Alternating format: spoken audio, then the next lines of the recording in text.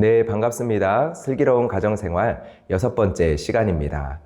우리는 지난 강의를 통해서 복종함을 어떻게 이해해야 하는지를 함께 나누어 보았습니다. 복종하라 라는 명령은 그리스도를 머리로 한 우리 모든 지체들의 관계의 방식이라는 것을 말씀을 드렸습니다. 부부의 관계 가운데 아내에게만 명령된 내용이 아니다라는 사실을 분명히 하고자 했습니다. 하나님께서 부르신 모든 성도들의 관계의 방식은 피차 복종함입니다. 이 방식은 그리스도인에게만 국한되는 삶의 방식은 아닙니다. 구약시대 이후에 예수님을 통해서 새롭게 제시된 삶의 방식이 아니라는 것이죠. 하나님께서 인간을 하나님의 형상으로 창조하셨고 가정을 디자인하셨습니다. 그때부터 그 안에 담겨진 관계의 방식, 관계의 질서입니다. 베드로전서 3장 1절에 보면 믿지 않는 남편과 결혼한 아내를 향한 권면의 말씀이 있습니다. 제가 한번 읽어보겠습니다. 아내들아, 이와 같이 자기 남편에게 순종하라. 이는 혹 말씀을 순종하지 않는 자라도 말로 말미암지 않고 그 아내의 행실로 말미암아 구원을 받게 하려 함이니. 믿지 않는 남편과 믿는 아내가 결혼했습니다. 결혼의 출발부터 하나님의 목적에서 벗어난 불완전함을 가지고 있습니다. 그러나 성경은 믿음이 없는 남편에게 아내들아 순종하라 라고 요청을 합니다. 무엇을 보여줍니까? 하나님이 창조하신 남편과 아내의 관계는 변하지 않았다는 것을 보여줍니다. 부부의 관계를 규정한 하나님의 말씀의 기준은 사라지지 않았습니다. 피차 복종함, 이것은 하나님의 형상의 한 부분입니다. 그렇기에 하나님의 형상으로 창조된 모든 남자와 여자, 모든 부부들의 관계의 본질이다 라고 말할 수 있습니다. 그들이 믿음이 있든지 믿음이 없든지 이 말씀의 기준은 사라지지 않습니다. 그러나 이 말씀의 질서가 깨어져서 하나님의 본래 드러내고자 했었던 아름다움은 훼손되어지겠죠. 이 세상의 가정은 더 이상 하나님이 드러내시고자 한 하나님의 형상을 보여주지 못합니다. 세상의 화목한 가정은 조건적인 사랑을 보여줄 수 있습니다. 그러나 피차 복종함의 관계를 보여주지는 못합니다. 피차 복종함은 회복되어야 할 하나님의 형상입니다. 피차 복종함의 관계는 예수 그리스도께서 회복시켜 주신 것 중에 하나입니다. 그렇기에 하나님께서 부르시는 모든 성도의 관계의 본질, 관계의 방식은 피차 복종함이다 라고 말할 수 있습니다. 지난주 강의를 통해 복종함을 이렇게 이해하기 위해서 우리는 종으로의 섬김으로 이해를 하고자 했습니다. 종으로의 섬김에는 굴종의 의미가 없습니다. 또한 군림의 의미도 없습니다. 무릎을 꿇지만 힘에 대한 굴종이 아닌 거죠. 사랑으로 인한 희생, 사랑으로 인한 헌신입니다. 섬기지만 그를 조종하기 위한 굴림이 아닙니다. 힘을 가진 자의 상전으로의 섬김이 아닌 것입니다. 내가 가진 힘을 포기하고 내려놓는 종으로의 섬김입니다. 오늘 이 시간에는 오늘 강의를 통하여 머리됨에 대해서 생각을 해보고자 합니다. 첫 번째로 우리가 중요하게 기억할 것은 복종하라 라는 명령은 머리됨 아래에 놓여져 있다는 것입니다. 에베소서 5장 22절부터 23절의 말씀을 제가 한번 읽어보겠습니다. 아내들이여 자기 남편에게 복종하기를 주께 하듯 하라.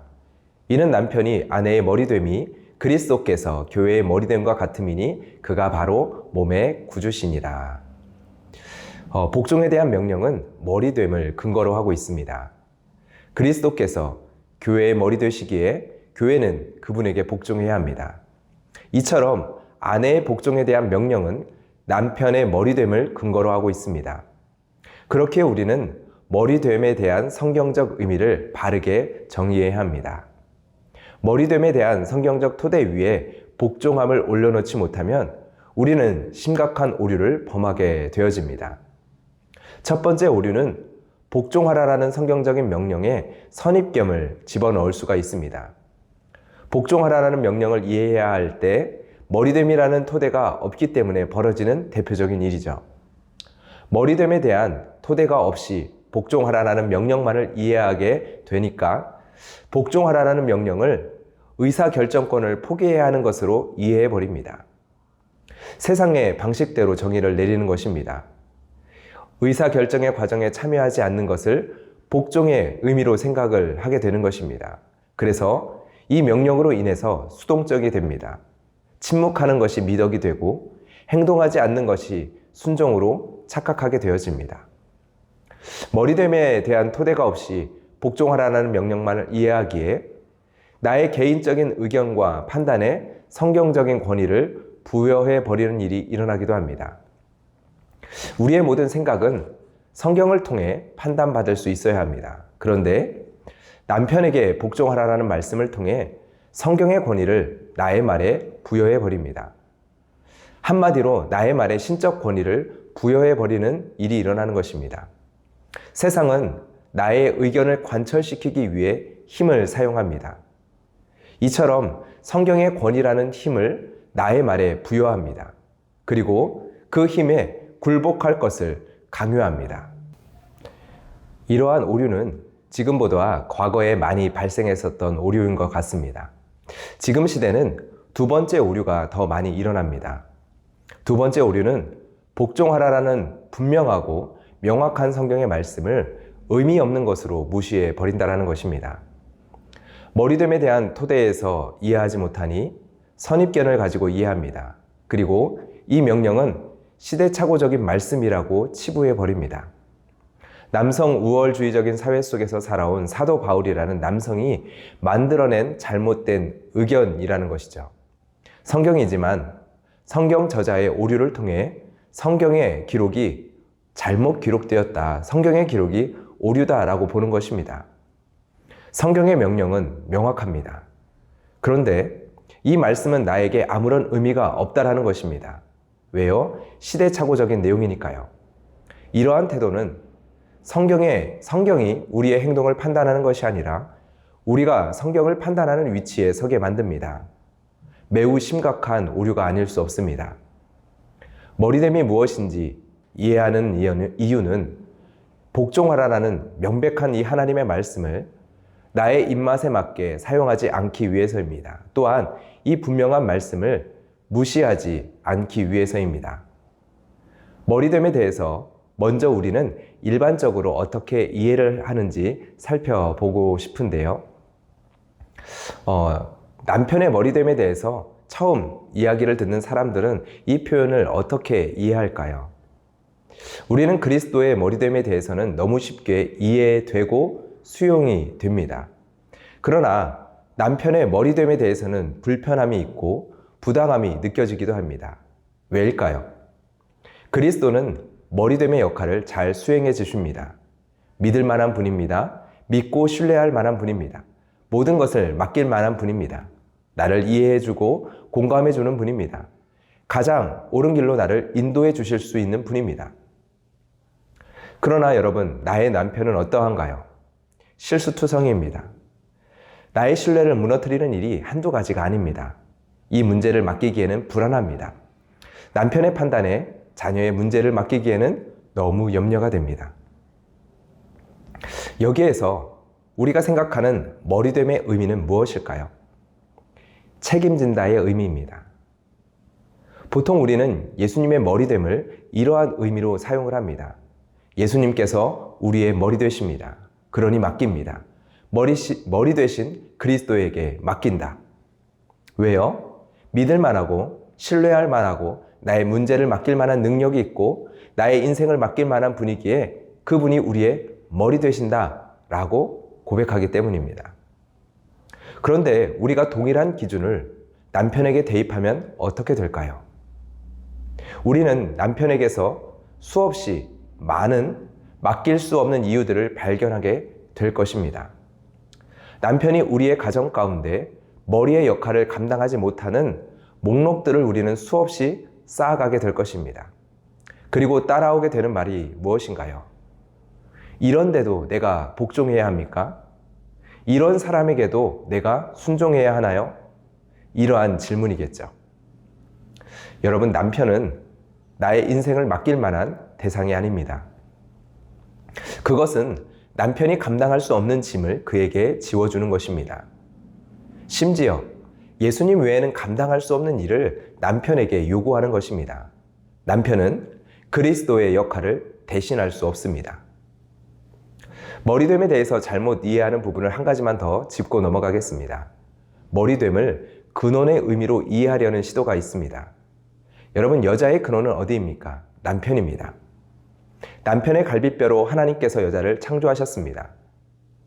근원의 의미로 이해를 하게 되면 머리됨은 창조에서 하와보다 먼저 만들어진 사람이 아담이다라는 것을 말해주는 의미입니다.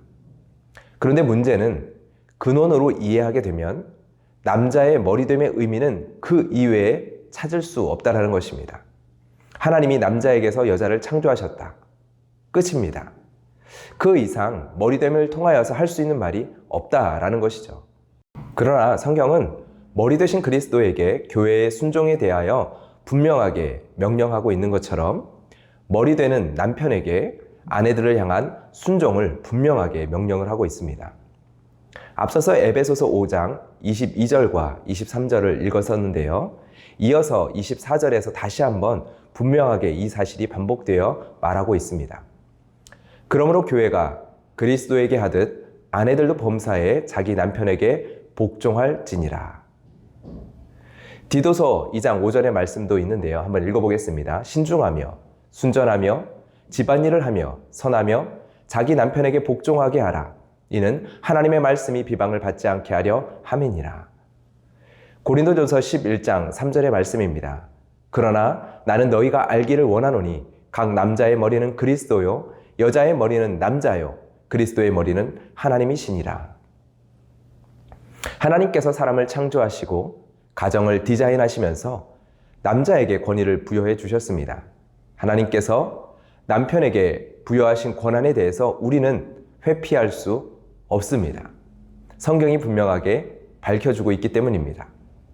그런데 여러분, 남편의 머리됨은 머리됨이라는 권한을 통해 이해할 수 있는 것이 아닙니다. 반대로 권한의 제한을 통해서만 이해될 수 있습니다. 권한의 제한을 통해서요. 남편의 머리됨이 그리스도께서 교회의 머리됨과 같다라는 말씀이 있죠. 이 말씀은 남편의 머리됨이 가지고 있는 권한에 대한 분명한 말씀입니다. 그러나 무한정의 권한을 부여하지 않는다라는 것을 분명하게 보여주는 말씀이기도 합니다. 이 사실을 이해를 해야 합니다. 그리스도께서 교회의 머리됨과 같아야 합니다. 남편의 머리됨은요. 그리스도께서 교회의 머리가 되신 방식이 있습니다. 그리고 그리스도께서 교회의 머리로서 행하시는 일이 있습니다. 남편의 머리됨의 권한은 이렇게 제한되어야 합니다. 남편이 행사하는 권한은 그리스도의 성품과 목적들과 일괄성을 가지고 행사될 때에만 존재합니다. 그리스도의 성품과 목적들에 벗어나 행하는 남편의 권한은 그 어떠한 것도 머리됨의 권한일 수 없습니다. 남편의 머리됨의 권한은 남편의 머리 되시는 그리스도의 권한 아래에 놓여져 있기 때문입니다. 그렇기에 남편에게 복종하는 아내의 순종은 하나님의 말씀이 인정하는 범위 안에서만 가능합니다. 다시 한 번 더 이야기 드립니다. 남편에게 복종하는 아내의 순종은 하나님의 말씀이 인정하는 범위 안에서만 가능합니다. 자기의 남편의 권위에 복종하는 아내는 하나님을 공경합니다. 그러나 남편에게 복종함으로써 하나님을 공경하지 않는다면 그는 하나님께 불순종하는 것입니다. 남편에게 복종함으로써 하나님을 공경하지 않는다. 그것은 우리의 참된 머리 되시는 하나님을 향한 불순종이 되는 것이죠. 아내는 하나님의 말씀이 인정하는 범위에서만 범사의 남편에게 복종해야 한다는 것입니다. 절대적인 순종, 절대적인 복종은 오직 하나님 한 분에게만 해당된다는 것입니다. 죽게 하듯 하라, 무슨 뜻입니까? 남편이 주님이다가 아닙니다. 남편에게 순종하는 것이 궁극적으로 남편이 아닌 우리의 유일한 주님이신 하나님을 향한 행동이어야 한다는 거죠. 남편에게 순종하는 행동이 궁극적으로 하나님을 향한 순종의 행동이 되어야 한다는 것입니다. 여러분, 그렇다면 믿음이 없는 남편은 아무것도 순종할 필요가 없나요? 물론 그렇지 않습니다. 남편이 믿음이 없는 경우가 있죠. 앞서 베드로전서 3장 1절의 말씀으로 살펴본 대로 그럼에도 믿음의 아내는 남편에 대한 순종으로 행동할 수 있습니다. 하나님의 말씀이 인정하는 범위 안에서 순종할 수 있습니다. 그리고 그 순종이 요청되어지고 있습니다. 그리고 종으로의 섬김의 태도를 보여줄 수도 있죠. 저번 주에 우리가 살펴본 대로 행실을 통해 종으로의 섬김의 태도를 우리는 보여줄 수 있습니다. 설령 남편의 이야기에 우리가 동의하지 않더라도요. 그렇게 우리는 하나님께서 주신 결혼의 질서를 지켜낼 수 있습니다. 베드로전서 3장 1절이 말하는 바가 무엇이었나요? 믿지 않는 남편일지라도 아내가 하나님이 창조하신 결혼의 질서를 붙잡을 때 구원이 행해질 수 있다는 것입니다. 베드로전서 3장 1절을 다시 한번 읽어볼까요? 아내들아, 이와 같이 자기 남편에게 순종하라. 이는 혹 말씀을 순종하지 않는 자라도 말로 말미암지 않고 그 아내의 행실로 말미암아 구원을 받게 하려 함이니라. 그 아내의 행실로 말미암아 구원을 받게 하려 함이니. 여러분, 그리스도와 교회의 관계가 보여주는 결혼의 질서를 가정 안에서 한 사람이 행할 때 놀라운 일이 일어날 수 있다라고 성경은 말합니다. 그리스도께서 교회의 구원자가 되신 것처럼 구원의 열매가 나타날 수 있다라고 말을 합니다. 아내의 행실로 구원을 받게 하려 함이니라. 믿음이 있는 한 명의 배우자가 끝까지 결혼의 바른 질서에 순종하고자 한다면요. 그런데 이 결혼의 질서, 남편의 머리됨은 그리스도의 머리됨 아래에 있다는 것을 우리는 분명히 기억해야 합니다. 주인과 종의 관계에서도 마찬가지입니다. 상전에게 순종하기를 그리스도께 하듯 하라라는 말씀은 그들을 하나님처럼 대우하라는 말씀이 아니죠. 상전을 하나님보다 더 두려워하라는 말씀이 아닙니다. 상전을 하나님보다 우선시해도 된다는 말씀이 아닙니다. 그 반대죠. 상전을 두려워하는 것이 아니라 하나님을 두려워함으로 상전에게 순종하는 것입니다. 상전의 명령이 아니라 하나님의 명령을 두렵고 떨림으로 따르고자 하는 것입니다. 이 부분을 다시 한번 조금은 더 극단적인 표현들로 말씀을 드리고자 합니다. 남편에게 순종하라, 복종하라 라는 명령 뒤에 숨어서 자녀들을 폭력의 현장에 방치하면 안 됩니다. 많은 경우 이제는 그 모습들이 많이 사라져가고 있지만 가정 안에 참 많은 폭력들이 있는 경우가 있습니다. 육체적인 가정폭력도 있고요. 언어적인 가정폭력도 있습니다. 아이를 양육하는데 공포심을 사용하는 경우도 있습니다. 사랑과 보호 속에서 안전하게 자라가야 할 아이의 마음을 다치게 만드는 경우가 있을 수 있습니다. 강의를 준비하면서 제가 아이들에게 하는 행동이 바른 훈육인지 두렵게 만드는 방식이었는지를 생각해 보았습니다. 저도 모르게 너무 많고 미숙한 것이 참 많다라는 것을 생각해 보았는데요. 그러나 분명한 것은 하나님께서는 이러한 것을 허용하신 적이 없다라는 것입니다. 하나님께서는 말씀을 통해 높아지고자 하는 자는 낮아지라고 명령을 합니다. 하나님께서는 으뜸이 되고자 하는 자는 섬겨야 한다라고 명령을 합니다. 예수님께서는 우리를 위하여 자신을 버리셨습니다. 하늘과 땅의 모든 권세를 가지신 분이 거짓과 음행과 온갖 더러운 것이 가득한 자를 위해 향기로운 제물과 희생제물로 하나님께 자신을 드리셨습니다. 그리고 그 예수님께서는 나를 본받으라 말씀을 하십니다. 하나님께서는 어떠한 형태의 폭력과 두려움의 방식도 허용하신 적이 없습니다. 남편의 머리됨이 그리스도의 교회의 머리됨을 통해 제한된다는 것이 우리에게 보여주는 중요한 것이 있습니다. 머리됨이 나타내는 것은 권한이 아니라 책임이라는 것입니다. 에베소서 4장 15절과 16절의 말씀입니다. 오직 사랑 안에서 참된 것을 하여 범사에 그에게까지 자랄지라. 그는 머리니 곧 그리스도라. 그에게서 온몸이 각 마디를 통하여 도움을 받음으로 연결되고 결합되어 각 지체의 분량대로 역사하여 그 몸을 자라가게 하며 사랑 안에서 스스로 세우느니라. 그리스도의 머리됨과 남자의 머리됨은 동일시할 수 없습니다.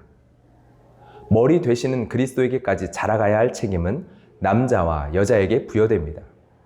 여자의 머리가 남자이지만 여자는 남자에게까지 자라가야 한다라고 성경은 가르치지 않습니다. 남자의 머리됨은 머리이신 그리스도에게까지 자라가야 할 책임을 더욱 강화하여 보여줍니다.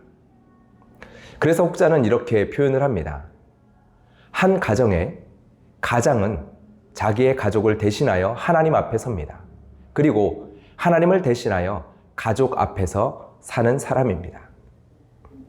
여러분, 이것이 예수님이 보여주신 머리됨이고 한 가정의 머리로서 남편이 감당해야 할 머리됨의 직책입니다. 남편의 머리됨을 이해하는 가장 좋은 방법은 머리됨의 권한이 아닌 책임으로서 설명을 하고 이해를 하는 것입니다. 신체의 머리를 놓고 생각해 봐도 좋습니다. 신체의 머리됨을 우리는 어떻게 이해합니까? 머리가 가지고 있는 권한으로서 이해를 합니까? 머리는 신체의 이러한 권한을 가지고 있습니다. 그렇기에 손과 발은 머리에 복종해야만 합니다. 이렇게 머리를 이해합니까? 아닙니다. 머리가 맡고 있는 책임, 즉 기능으로서 머리를 이해합니다. 골로새서 2장 19절의 말씀입니다. 온 몸이 머리로 말미암아 마디와 힘줄로 공급함을 받고 연합하여 하나님이 자라가게 하심으로 자라느니라.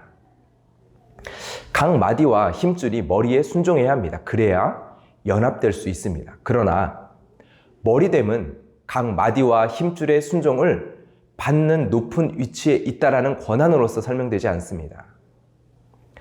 머리로 말미암아 공급함을 받고 연합하여 자라게 하는 책임, 머리의 기능으로서 설명이 되어집니다. 여기에서 슬기로운 가정생활 6번째 원리를 이야기하고자 합니다.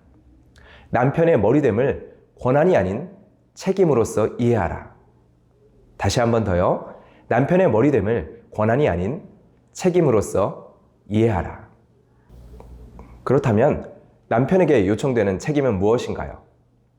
여기서의 기준은 에베소서 5장 21절의 말씀입니다. 그리스도를 경외함으로 피차 복종하라. 저번 주에 살펴본 대로 이것이 그리스도인의 모든 관계의 본질이며 이는 종으로의 섬김으로써 이해할 수 있다라고 말씀을 드렸습니다. 남편에게 요구되는 종으로의 섬김이 머리됨입니다. 남편의 머리됨은 무엇입니까? 그리스도께서 교회의 머리 되셔서 그의 몸된 교회를 양육하고 보호하는 책임을 지셨습니다. 첫 번째, 이것처럼 남편은 여자의 머리로서 그의 몸인 여자를 돌보는 책임을 가지고 있습니다. 그리스도께서 교회의 머리로서 그의 몸인 교회를 영광스러운 교회로 세우시는 책임을 지십니다. 두 번째, 이것처럼 남편은 여자의 머리로서 그의 몸인 여자를 영광스러운 존재로 세우는 책임을 가지고 있습니다. 이것이 남편에게 요구되는 종으로의 섬김입니다. 그리고 이것이 남편에게 요청되는 아내 사랑입니다. 에베소서 5장 25절의 말씀입니다. 남편들아, 아내 사랑하기를 그리스도께서 교회를 사랑하시고 그 교회를 위하여 자신을 주심같이 하라. 여러분, 그리스도께서 교회를 사랑하신 사랑이 무엇입니까? 하나님께서는 하나님 자신의 약속, 언약을 결단코 잊지 않으셨습니다. 그리고 그 언약을 위하여 희생적 사랑의 움직임을 멈추지 않으셨습니다. 예수님께서 보여주신 머리됨은 바로 그 아버지 하나님의 멈추지 않는 사랑이었습니다. 그리고 이 예수님의 사랑은 교회를 아름답게 합니다. 무명한 자와 같았던 자들을 부르십니다. 그리고 부르신 그들을 먹이시며 돌보십니다. 예수님을 버리고 도망친 제자들을 찾아오십니다. 두려워 떠는 자들 가운데 찾아와 못자국 난 손을 내미십니다. 그리고 그들을 찾아가 구운 떡과 생선으로 먹이십니다. 그리고 그들을 세상이 감당 못할 교회로, 영광스러운 교회로 세우십니다. 여러분, 이 그리스도의 머리됨의 목적과 정반대의 일이 무엇인지를 잘 보여주는 글이 있어 인용을 하고자 하는데요. 한 크리스천 여성이 쓴 글을 한번 인용해 보고자 합니다. 나는 그 인간을 증오합니다. 내가 그 일을 증오하는 이유는 그 인간이 나를 비인격적으로 하나의 노예처럼 취급했기 때문입니다. 그 인간은 내가 모든 면에 부족하고 가치가 없는 사람처럼 느끼게 만듭니다. 나는 그 일을 행복하게 해줄 만한 그 어느 것도 할 수 없었습니다. 나는 항상 그의 표준에 못 미치는 사람이 되었습니다. 나는 언제나 그 사람의 인정을 받기 위해 필사적으로 노력했습니다. 내 생애에 그가 내게 준 상처를 극복할 수 있을지 나는 모르겠습니다. 남편들아, 아내 사랑하기를 그리스도께서 교회를 사랑하신 것 같이 하라. 여러분, 그런데 이 글에서 아내가 남편에게 받은 것은 무엇입니까? 나는 무가치한 존재이구나. 나는 아무것도 아닌 존재이구나. 남편은 머리됨의 역할을 감당하지 못했습니다. 양육자, 보호자의 책임을 지지 않았습니다. 도리어 약탈자가 되었습니다. 하나님께서 아내에게 소유하기 바라시는 은혜를 아는 지식을, 하나님의 은혜를 아는 지식을 남편이 아내로부터 빼앗아 버렸습니다. 나는 그리스도 안에서 하나님께 용납된 자입니다. 나는 그리스도 안에서 하나님의 특별한 작품입니다. 이러한 하나님의 은혜에 대한 고백과 지식을, 확신을 아내에게서 빼앗아 버렸습니다. 남편은 아내를 한없이 작게 만들 수 있습니다. 남편은 아내를 무가치한 존재로 만들 수 있습니다. 여러분의 관계 가운데는 어떠합니까? 우리의 가정 가운데 우리는 남편이 가지고 있는 영향력이 얼마나 큰 부분을 차지하고 있는지 이해할 필요가 있습니다. 남편됨은 우리가 의도하지 않았더라도 이 큰 영향력을 얻은 자리에 서게 되는 것입니다. 남편된 직분, 머리됨의 영향력을 인식하고 그 영향력을 바르게 사용하는 것. 그것이 바로 바른 머리됨입니다. 남편이 아내에게 보이는 관심을 통해 아내를 강하게 만들기도 합니다. 또한 너무 쉽게 약한 사람으로 만들어 버릴 수 있습니다. 약탈 행위가 일어나는 이유에 대해서 우리 속에 있는 악한 산수 계산 때문이라고 표현하는 분이 있었습니다. 다른 사람의 가치를 감하면 우리 자신의 가치가 올라간다라고 셈을 하는 악한 산수 계산이 우리 안에 있다라는 것입니다. 의도적인 것이 아니더라도 나를 정당화하기 위해서 관계 속에서 우리는 이러한 악한 산수 계산을 본능적으로 하기도 합니다. 나의 배우자를 깎아내리고 나의 배우자의 부족함을 지적하고 나의 배우자의 틀림을 지적하며 우리는 나를 정당화하는 자리에 서는 본성이 있습니다. 남편이 아내를 한없이 작게 만든다면 아내는 하나님께 대해 가지고 있는 그녀의 가치를 알거나 반영할 수 없을 것입니다. 이것이 바로 머리됨의 자리입니다. 남편이 아내에게서 영광을 탈취한다면 아내는 하나님께서 의도하신 광채를 가지고 하나님께 영광을 돌릴 수가 없을 것입니다. 이것이 남편이 가지고 있는 머리됨의 자리입니다. 무엇이 머리됨의 책임과 영향력인지를 아래의 글을 통해서 생각해 보았으면 좋겠습니다. 아내의 부족으로 인해 당신이 상처를 받게 될 때 아내를 사랑하는 것, 다시 말해서 아내 아닌 다른 사람이 당신에게 더 만족을 줄 수 있다고 믿어지는 순간에 아내를 소중히 여기는 것은 아내에 대한 하나님의 관심사를 아내에게 보이는 것이며 그래서 그것은 궁극적으로 아내의 진가를 표현하는 것입니다. 남편은 머리됨의 질서를 통해 아내를 세상에서 무가치한 존재로 여기게 만들 수도 있습니다. 또한 남편은 머리됨의 질서를 통해 아내가 하나님의 은혜를 더욱 확신할 수 있게 만들 수도 있습니다. 하나님께서는 우리에게 아름다운 배우자를 준비해 주셨습니다.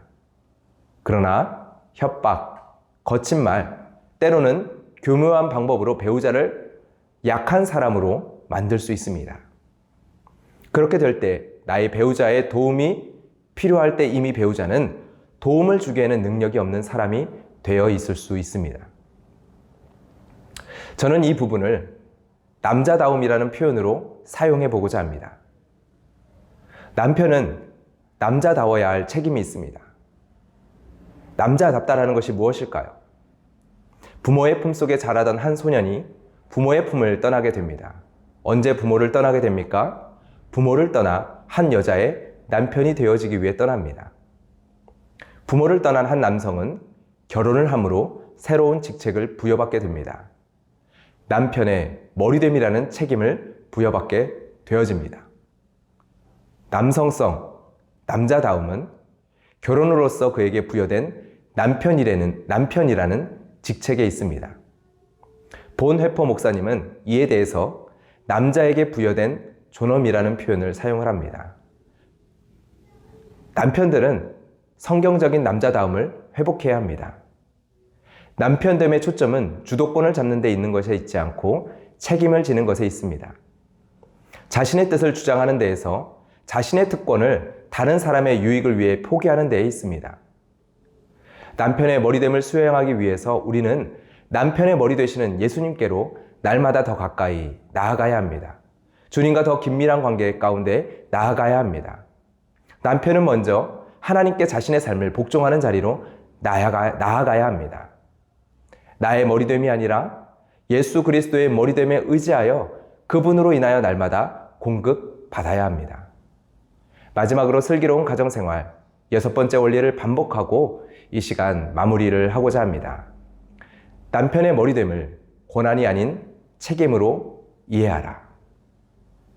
남편의 머리됨의 책임에 대하여서 에베소서 말씀을 통하여 더 깊이 묵상해보는 한 주가 되어 주셨으면 좋겠습니다. 한 주 동안 남편의 머리됨에 맡겨진 책임을 생각해보고 묵상해 보시길 바랍니다. 남편의 머리됨을 통하여서 주신 가정 안에서의 큰 영향력이 어떻게 발휘되고 있는지, 그리고 어떻게 발휘되어야 하는지를 살펴볼 수 있는 한 주가 되셨으면 좋겠습니다. 그리고 머리됨을 어떻게 이해할 수 있고 그 머리됨의 근거로 어떻게 순종의 자리로 나아갈 수 있는지 아내분들은 묵상해보고 말씀을 상고해 보시기를 권면드립니다. 수고하셨습니다. 다음 주에 뵙겠습니다.